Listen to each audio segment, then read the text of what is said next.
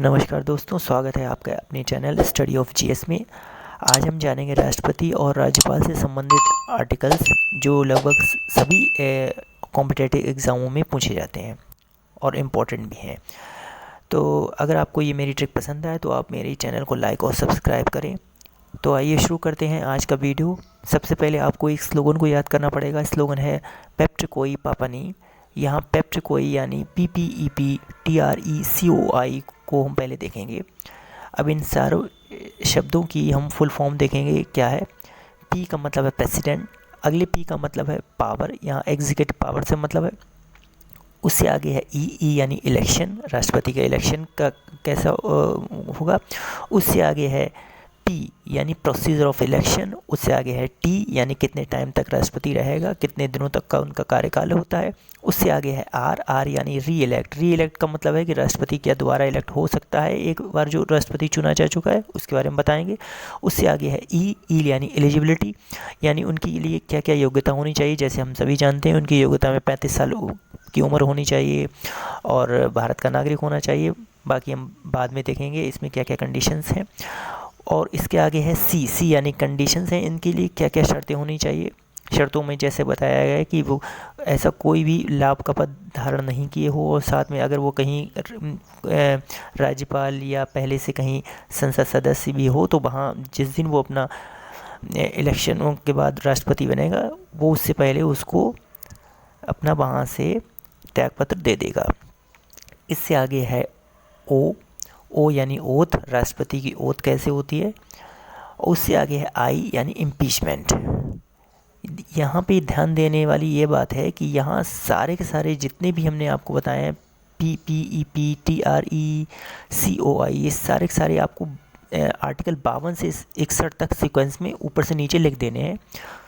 और उनके आगे +1+1+1 क्रॉस इक्वल क्रॉस -1 और क्रॉस को लिख देना है। +1 का मतलब है इनमें आपको सबको एक एक जोड़ना है तो 52 का 53 हो जाएगा। लेकिन ध्यान रखना है कि 53 का मतलब राष्ट्रपति से फिर आर्टिकल आ जाएंगे, इसलिए ध्यान रख देने वाली बात यह है कि एक ना हो के 101 है वो, यानी अब 101 जोड़ेंगे तो 153 हो जाएगा। ये दिखाएगा आपको गवर्नर को। फिर एक और जोड़ना है अगले सेक्शन में, तो अगले आर्टिकल में जब हम 53 में एक जोड़ देंगे तो 54 हो जाएगा। तो ये हो जाएगा हमारा एग्जीक्यूटिव पावर ऑफ, जो हमारी राज्यपाल की होती है, गवर्नर की होती है। उससे अगले से आर्टिकल में फिर हम एक जोड़ेंगे यानी 101 जोड़ेंगे तो हमारा 155 हो जाएगा। और ये हो जाएगा हमारा इलेक्शन नहीं, यहाँ पे इलेक्शन नहीं होता है, यहाँ पे हो जाएगा अपॉइंटमेंट ऑफ गवर्नर। उससे आगे को हमने क्रॉस दिखाया है, इसका मतलब कि गवर्नर की जो प्रोसीजर ऑफ इलेक्शन नहीं होता, इसलिए इसको हमने क्रॉस दिखा दिया है। इससे आगे टाइम जैसे कि राष्ट्रपति का होता है, गवर्नर का भी राष्ट्रपति का भी टाइम होता है, उसे हमने 156 से दिखाया है। उससे आगे है री इलेक्ट का ऑप्शन इसमें नहीं है, इसलिए हमने क्रॉस कर दिया है। इससे आगे के 3 को हमने -1 करके दिखाया है। कहने का मतलब 58 में एक कम करेंगे तो 57 रह जाएगा, यानी और साथ में 100 भी जोड़ देंगे, यानी कुल मिला के हम ये कह सकते हैं 101 घटाए हैं हमने। तो जब हम 101 घटाएंगे तो हमारा आर्टिकल 157 बनेगा पहले में। तो एलिजिबिलिटी वही हो जाएंगी इसमें भी, लेकिन एलिजिबिलिटी हो जाएंगी गवर्नर के लिए। उससे आगे हो जाएंगी कंडीशन, ये भी गवर्नर के लिए हो जाएंगी 158 में। उससे आगे एक और कम करेंगे तो 159 हो जाएगा आर्टिकल 60 की जगह। तो आर्टिकल 60 ये ओथ के बारे में बता रहा है, लेकिन यहाँ ये ओथ बताएगा राज्यपाल के बारे में। इससे अगला है इम्पीचमेंट, क्योंकि इम्पीचमेंट का ऑप्शन राज्यपाल में नहीं होता है, इसलिए वहाँ पे हमने इम्पीचमेंट नहीं दे रखा है। इससे आगे अब हम देखेंगे अगला हमारा जो स्लोगन का बचा हुआ हिस्सा है उसे देखेंगे। ये स्लोगन का हिस्सा है पापानी का भी फुल फॉर्म समझेंगे। ये है PAPANI। यहाँ P का मतलब पार्डन है, उससे आगे का A का मतलब है एडवाइस, उससे आगे का P का मतलब है प्राइम मिनिस्टर, उससे आगे A का मतलब है एडवोकेट जनरल, उससे आगे N का मतलब है नेम ऑफ प्रेसिडेंट या गवर्नर जो भी होगा। नेम ऑफ मतलब N का मतलब नेम ऑफ है। उससे आगे I का मतलब है इंफॉर्मेशन। तो आइए अब हम इन सबको विस्तार से जानते हैं। सबसे पहले यहाँ पे ये बात ध्यान देने की है, हमने आर्टिकल 61 तक तो सब ने याद कर लिए हैं। 61 बाद सीधे हम 62 पे आएंगे, क्योंकि 72 पे आएंगे। तो 61 62 तो राष्ट्रपति से संबंधित है, लेकिन 63 से 71 तक के जो आर्टिकल हैं वो उपराष्ट्रपति से संबंधित हैं, इसलिए उनको हम छोड़ देते हैं। तो अब हम देखेंगे आर्टिकल 72 से लेके 78 तक, इनको भी यही करना है। अगले इनमें सब में से -11 करके करें देखेंगे तो हमारे वो सारे के सारे आर्टिकल्स जो होंगे राज्यपाल के लिए या आगे के हम जो बताएंगे उनके लिए हो जाएंगे। तो पार्डन का मतलब ये होता है कि राष्ट्रपति को क्या क्या पावर्स हैं कि वो किसी भी मुलजिम को छोड़ सकता है, उसको माफ़ कर सकता है, उसकी सज़ा को कम कर सकता है और क्षमादान वगैरह दे सकता है। ये आर्टिकल 72 में बताया गया। इनमें से 11 घटा दें तो हमारा बन जाएगा 61, यानी 161। यही पावर हमारे राज्यपाल को भी होती हैं।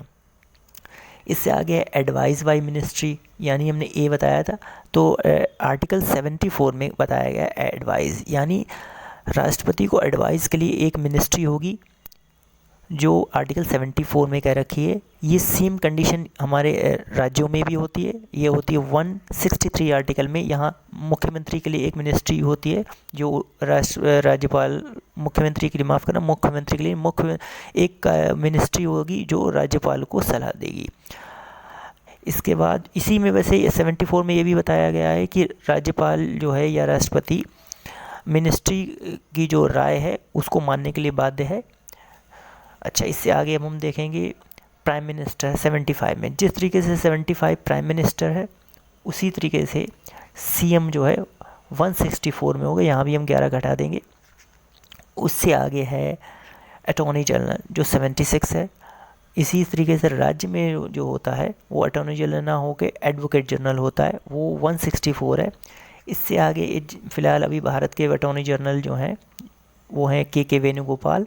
और उत्तर प्रदेश की बात करें तो उत्तर प्रदेश में जो महाधिवक्ता एडवोकेट जनरल बोले जाते हैं वो इस समय है राघवेंद्र सिंह।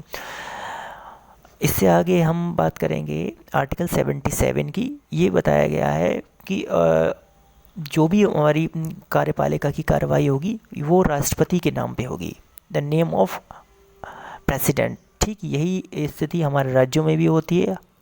मुख्यमंत्री जो भी काम करता है, हमारी कार्यपालिका राज्य की जो भी काम करती है वो राज्यपाल के नाम से करती है। तो वहाँ भी है क्या करना, हमें -11 करना है। तो 77 में 11 घटाएंगे तो 66, लेकिन 166 लिखेंगे क्योंकि 100 सब में साथ में जोड़ने भी हैं। तो 166 जो हो जाएगा एडवोकेट जनरल के लिए हो जाएगा।